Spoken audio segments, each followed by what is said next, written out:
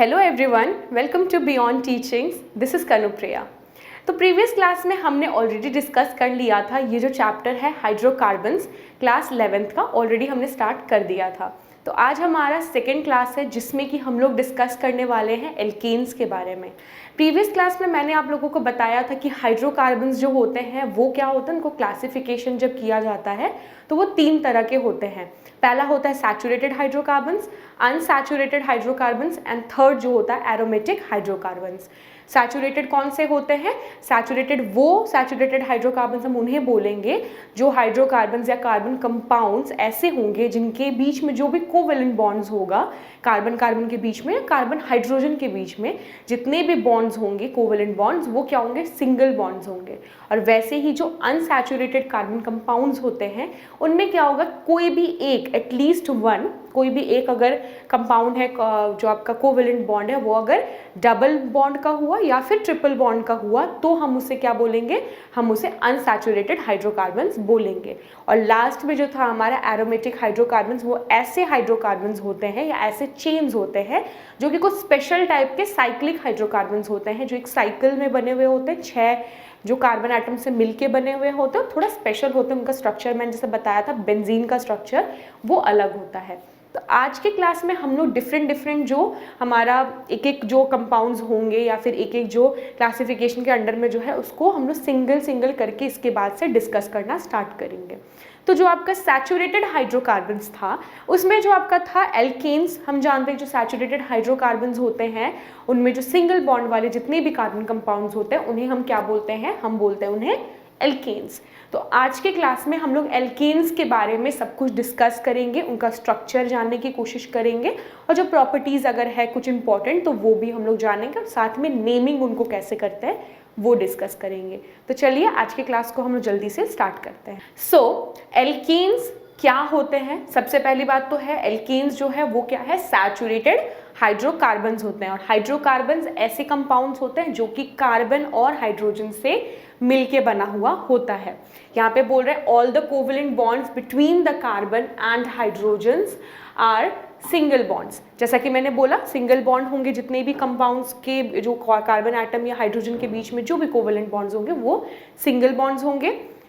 यहाँ पे जो स्ट्रक्चर है जानने की बात है, ये जो पिक्चर आपको दिख रहा होगा इसमें एक स्ट्रक्चर दिया हुआ है। ये स्ट्रक्चर किसका है? ये स्ट्रक्चर है मीथेन का। कैसे पता चलेगा मीथेन का? क्योंकि यहाँ पे एक कार्बन एटम है और 4 हाइड्रोजन एटम्स है, इसीलिए ये हम बोल सकते हैं कि मीथेन का आपका एक स्ट्रक्चर जो है वो बना हुआ है। तो यहाँ पे बोल रहे हैं अकॉर्डिंग टू VSEPR थ्योरी जो कि है VSEPR theory, methane has a tetrahedral structure in which carbon atom lies at the center and the 4 hydrogen atoms lie at the 4 corners of the regular tetrahedron। तो ये जो आपका picture है ये एक टेट्राहेड्रॉन है। यहाँ पे बोल रहे हैं कि जो आपका वेस्पर थ्योरी जो है, वेस्पर थ्योरी के में बताया गया है कि जो मीथेन का स्ट्रक्चर क्या होता है? एक टेट्राहेड्रल स्ट्रक्चर होता है। टेट्राहेड्रल स्ट्रक्चर मतलब उसके 4 डिफरेंट कॉर्नर्स होंगे, यानी ऊपर 1 है, 2, 3, 4। टेट्राहेड्रल के 4 उसके क्या होंगे? वर्टिसेस होंगे। एक पिरामिड का शेप आप बोल सकते हैं कि ये पिरामिड का शेप एक लेगा। In which carbon atom lies at the centre. Carbon atom जो होगा वो क्या होगा? सेंटर में होगा। जैसे कि पिक्चर में देख सकते हैं यहाँ पे जो है आपका कार्बन एटम है एकदम सेंटर में है और जो 4 हाइड्रोजन एटम्स है वो 4 कॉर्नर्स में है। एक ऊपर है, दूसरा जो है 3 वो नीचे के तरफ कॉर्नर्स में वो लाई करते हैं। At the center and 4 hydrogen atom at the 4 corners of the regular tetrahedron. This is the structure of tetrahedron and all the carbon hydrogen atoms lies at the 4 corners and जो carbon है आपका the carbon atom lies at the center of the tetrahedron. Clear? All hydrogen carbon hydrogen bond angles are 109.5 degree. यानी यहाँ पे बोल रहे हैं कि जो भी आपके इनके बीच के जो आपके एंगल्स है, यानी कि कार्बन हाइड्रोजन के बीच के जितने भी एंगल्स होंगे वो कितने होंगे? 109.5 डिग्रीज के एंगल बने हुए होंगे। यहाँ पे जानने वाली बात ये है कि ये हाइड्रोजन कार्बन हाइड्रोजन वाले जो एंगल्स होंगे, यानी कि कार्बन हाइड्रोजन कार्बन वाले, हाइड्रोजन हाइड्रोजन कार्बन और हाइड्रोजन वाले जितने भी एंगल्स बने होंगे वो सारे कितने होंगे, आपका डिग्री यहाँ पे दिया होगा। तो ये जो स्ट्रक्चर है किसका स्ट्रक्चर है, ये स्ट्रक्चर है आपका मीथेन का, जिसका फॉर्मूला होता है CH4। ये इसका फॉर्मूला है, 4 हाइड्रोजन 1 कार्बन एटम। ये हो गया इसके स्ट्रक्चर के बारे में। अब इसका नोमेनक्लेचर कैसा होता है। नोमेनक्लेचर का मतलब होता है कि नेमिंग, हम जो ये कंपाउंड्स का नेम हम कैसे बनाते हैं या कैसे हम लोग ये कंपाउंड्स का नाम दिया जाता है। जैसे कि हम लोग ही, अगर मेरा नाम अगर कुछ है या आपका नाम कुछ है तो नाम कैसे पड़ा, कुछ सोच के पढ़ा होगा, आपके पेरेंट्स ने कुछ सोचा होगा। वैसे ही जो साइंटिस्ट जो थे वो इनका नाम कुछ सोच के या एक ऑर्डर में बनाते हैं। डिफरेंट कंपाउंड्स का नाम एक ऑर्डर में बनाया जाता है। जैसे कि ये जो कंपाउंड है इसका नाम क्या है, मीथेन है। ये क्या है, एक एल्केन है, इसीलिए ANE लगा हुआ है। और ये एक कार्बन एटम यहाँ पे है, इसीलिए मीथ बोलते हैं हम इसे, इसीलिए इसका नाम मीथेन पड़ा। क्लियर। वैसे ही अगर हम लेंगे इथेन का एग्जाम्पल, अगर हम इथेन का एग्जाम्पल लेते हैं तो इथेन का मतलब, ईथ का मतलब क्या होता है, मीथ ईथ, 2 कार्बन एटम्स, इसीलिए C2 होता है, H6 होता है कार्बन के वजह से। अगर हम ईथ का एग्जाम्पल लेंगे, इथेन का एग्जाम्पल, तो ये जो ईथ पड़ा है C2 के वजह से, यानी C2H6, और एन इसीलिए पड़ा है क्योंकि ये एक एल्केन है। अगर एल्कीन होता तो ये ENE हो जाता और इथीन बन जाता। क्लियर। ये नोमेनक्लेचर है। तो नोमेनक्लेचर के बारे में हम लोग डिस्कस करेंगे, किसके, एल्केन के नोमेनक्लेचर के बारे में। Nomenclature and isomerism. तो नोमेनक्लेचर क्या बोलता है, first 3 alkanes that is methane, ethane and propane has only 1 structures. यहाँ पे बोल रहे जो फर्स्ट 3 हमारे जो एल्केन्स होंगे, यानी कि मीथेन, इथेन और प्रोपेन जो है वो क्या होते हैं, उनके सिर्फ एक स्ट्रक्चर्स होंगे। वो एक स्ट्रक्चर क्या होंगे, जैसे कि हम लोग जानते हैं मीथेन का स्ट्रक्चर होगा C और 4 कार्बन जो हाइड्रोजन एटम एक कार्बन एटम के साथ अटैच होंगे 4 साइड से। ये हम जानते हैं किसका स्ट्रक्चर है, ये स्ट्रक्चर है आपका मीथेन का, ये मीथेन का स्ट्रक्चर है। सिमिलरली अगर हम चाहेंगे कि इथेन बनाए इसे, तो हम क्या करेंगे, ये जो हाइड्रोजन एटम यहाँ से हटा के इसके जगह में हम लोग क्या करेंगे, CH3 लगा देंगे। CH3 जब लगा देंगे, एक हाइड्रोजन को रिप्लेस कर देंगे CH3 से, तो ये क्या बन जाएगा, इस तरह से कार्बन था, एक हाइड्रोजन जो एटम था यहाँ का उसको हटा के CH3 लगा दे रहे, यानी C और H3, ये क्या बन जाएगा आपका, इथेन बन जाएगा। और इसी को अगर हम चाहेंगे प्रोपेन बनाना, तो ये जो यहाँ पे हाइड्रोजन एटम होगा उसे हटा के फिर से हम लोग CH3 लगा देंगे, यानी C और H जो है वो 3 हो जाएगा। तो ये स्ट्रक्चर किसका बन जाएगा, प्रोपेन का बन जाएगा। प्रोपेन का फॉर्मूला क्या होता है, C3 और H हम लोग काउंट करते हैं, 2n+2 हो जाएगा, यानी 2 3 6 + 2 8 हो जाएगा, H8, ये फॉर्मूला हो जाएगा। अब देख सकते हैं वही है, 3 कार्बन है और हाइड्रोजन कितने हैं, 1 2 3 4 5 6 7 8 हाइड्रोजन्स हो जाएंगे। क्लियर। इस तरह से स्ट्रक्चर होगा। तो यहाँ पे बोल रहे हैं कि जो फर्स्ट 3 आपके जो कंपाउंड्स होंगे, यानी मीथेन, इथेन एंड प्रोपेन, उनका सिर्फ एक स्ट्रक्चर होगा, यानी इनके स्ट्रक्चर्स जो होंगे वो एक ही होंगे, जैसा एक स्ट्रक्चर है। लेकिन उसके बाद से जितने भी कंपाउंड्स हैं, यानी कि लॉन्ग चेन कंपाउंड्स हैं, वो क्या होंगे, उनके स्ट्रक्चर एक से ज़्यादा हो सकते हैं। यहाँ पे वही बोल रहे हैं कि but all the other alkanes have more than 1 structure, that is these are called isomerism of that alkane. बोल रहे हैं कि इनके 3 के बजाय जो बाकी बचे, जैसे कि ब्यूटेन हो गए, पेंटेन हो गए, हेक्सेन हो गए, हेप्टेन हो गए, फिर जितने भी कंपाउंड्स हैं उनका क्या है, एक से ज़्यादा स्ट्रक्चर हो सकता है। और ये एक से ज़्यादा जो स्ट्रक्चर्स हैं उन्हीं को हम क्या बोलते हैं, आइसोमेरिज्म बोलते हैं या फिर आइसोमर्स बोलते हैं। यानी एग्जाम्पल पे अगर आप लोग ध्यान देंगे तो यहाँ पे बना हुआ है ब्यूटेन का स्ट्रक्चर।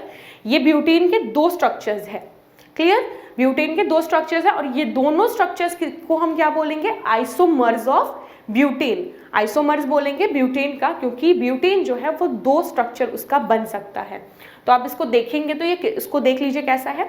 हम जानते हैं ब्यूटेन का फॉर्मूला क्या होता है, C4H कितने हो जाएंगे, 2n+2, यानी कि 4 2 8 + 2 10, जो कि यहाँ पे भी बना हुआ है 1 2 3 4 5 6 7 8 9 10।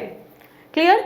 ब्यूटेन है, 4 कार्बन है और हाइड्रोजन यहाँ पे 10 है। ये एक नॉर्मल चेन स्ट्रक्चर है, लेकिन अगर आप इसके नीचे वाले डायग्राम को देखेंगे तो यहाँ पे आप देख सकते हैं एक ब्रांच है। यहाँ पे नॉर्मल कार्बन चेन 3 कार्बन का चेन है, इसमें से एक जो है वो ब्रांच के फॉर्म में है, यानी कि एक नीचे की तरफ एक नया ब्रांच वहां पे निकला हुआ है। लेकिन है तो कार्बन 4 कार्बन यहाँ पे भी है, 4 कार्बन यहाँ पे भी है, दोनों ही केसेस में 4 कार्बन है। 4 कार्बन होने के वजह से इसका नाम ब्यूटेन है और इसे हम क्या बोलेंगे? आइसोब्यूटेन बोलेंगे। आइसोब्यूटेन हम इसलिए बोलेंगे क्योंकि ये कार्बन से एक चेन निकला हुआ, इसीलिए इसका नाम आइसोब्यूटेन पड़ा। और अगर हम इसका IUPAC नेम अगर देखें तो इसका नाम हो जाएगा 2-मिथाइल प्रोपेन। 2-मिथाइल प्रोपेन का कैसे हुआ? Number 1, number 2, number 3 carbon atom, number 2 carbon atom से ये चेन बना हुआ है, यानी उसमें से ये जो ब्रांच है वो निकला है। नंबर 2 कार्बन एटम में ये चेन अटैच है, ये जो ब्रांच है वो अटैच है, इसीलिए 2। ओके, और ये जो ब्रांच में क्या है? मिथाइल है, मीथ बना हुआ है क्योंकि एक कार्बन और 3 हाइड्रोजन है, इसीलिए यहाँ पे मिथाइल है। और प्रोपेन हम लोग इसलिए बोल रहे हैं क्योंकि जो मेन चेन है वहां पे 3 कार्बन है, 1 2 3, जो कि है मीथ ईथ प्रोप, इसीलिए इसका नाम प्रोपेन पड़ा, 2-मिथाइल प्रोपेन। अगर ये इस जगह पे ना होके ये अगर होता इस जगह पे तो इसको हम क्या बोलते हैं? 1-मिथाइल प्रोपेन बोलते हैं। अगर हम लोग काउंटिंग इधर से स्टार्ट करते, क्योंकि जहाँ पे एक ब्रांच अटैच रहता है हम वहीं से काउंटिंग स्टार्ट करते, ये 1-मिथाइल प्रोपेन हो जाता। या फिर ये मिथाइल ना होके CH3 ना होके यहाँ पे अगर 2 कार्बन अटैच होते तो ये मिथाइल के जगह में ये क्या हो जाता? सिर्फ इथाइल हो जाता, क्योंकि 2 कार्बन का मतलब होता है ईथ, यानी कि इथाइल हो जाता वो। क्लियर? इस तरह से ये आपके ब्यूटेन के 2 स्ट्रक्चर्स है और ये दोनों स्ट्रक्चर क्या है? आइसोमर्स ऑफ ब्यूटेन है। क्लियर? उसी तरह से एक और एग्जाम्पल के बारे में हम लोग बात करते हैं। आपके ब्यूटेन के बारे में क्या आता है? बाद क्या आता है? पेंटेन आता है। पेंटेन का आप देख सकते हैं 3 स्ट्रक्चर्स है, यानी पेंटेन के आइसोमर्स कितना हो जाएंगे? आइसोमर्स ऑफ आपका पेंटेन टोटल नंबर हो जाएंगे 3, 1 2 3। ये तीनों ही स्ट्रक्चर पेंटेन के हैं, लेकिन ये इनके आइसोमर्स है। जैसे कि आप पहला अगर देख सकते हो तो ये एक नॉर्मल स्ट्रेट चेन, आपका स्ट्रेट चेन है एक पेंटेन का। 5 कार्बन एटम्स है, पांचों कार्बन एटम्स जो है वो हाइड्रोजन से अटैच है। इसका जो फॉर्मूला हो जाएगा C5H, 5 2 10 + 2 12, C5H12। देखिए कार्बन यहाँ पे 5 है और हाइड्रोजन कितने हैं? 1 2 3 4 5 6 7 8 9 10 11 12। क्लियर? ये आपका नॉर्मल एक पेंटेन का है, जिसे हम N पेंटेन भी बोल सकते हैं। क्लियर?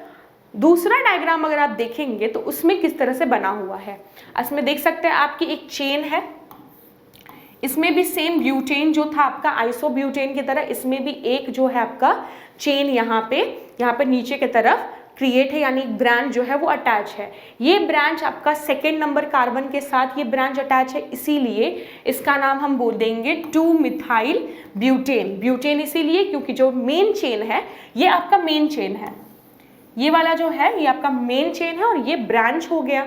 जो मेन चेन है उसमें 4 कार्बन एटम्स है, इसीलिए ये ब्यूटेन हो गया। और जो ब्रांच है वो 2nd number of carbon atom के साथ अटैच है, और वो जो चेन है जो आपका ब्रांच है वो क्या है? एक कार्बन है, इसीलिए यहाँ पे मिथाइल लिखेंगे हम लोग। अगर 2 कार्बन अटैच होते तो इथाइल बोलते, 3 होते तो प्रोपाइल बोलते, 4 होते तो ब्यूटाइल बोलते, 5 होते तो पेंटाइल बोलते। क्लियर है ये चीज़? और ये 2-मिथाइल ब्यूटेन है क्योंकि मेन चेन में 4 कार्बन एटम्स है, और इसका जो नाम है वो आइसोपेंटेन है। आप लोग सोच सकते हैं कि ये तो ब्यूटेन है और इसको आप कैसे बोल रहे हैं कि ये पेंटेन है?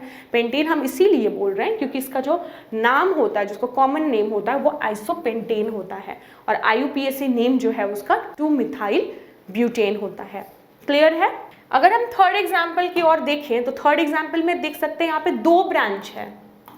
पहला ब्रांच ऊपर की ओर है, 2nd ब्रांच जो है वो नीचे की ओर है। यहाँ पे एक ही ब्रांच था, यहाँ पे 2 ब्रांच हो गए, 2 ब्रांच हो गए, लेकिन है तो कार्बन यहाँ पे 5 ही, 1 2 3 4 5 है। मेन चेन में कितने हैं? मेन चेन में आपके टोटल 3 कार्बन एटम्स है और जो आपके साइड चेन्स है यानी कि जो ब्रांचेस है उनमें 2 है।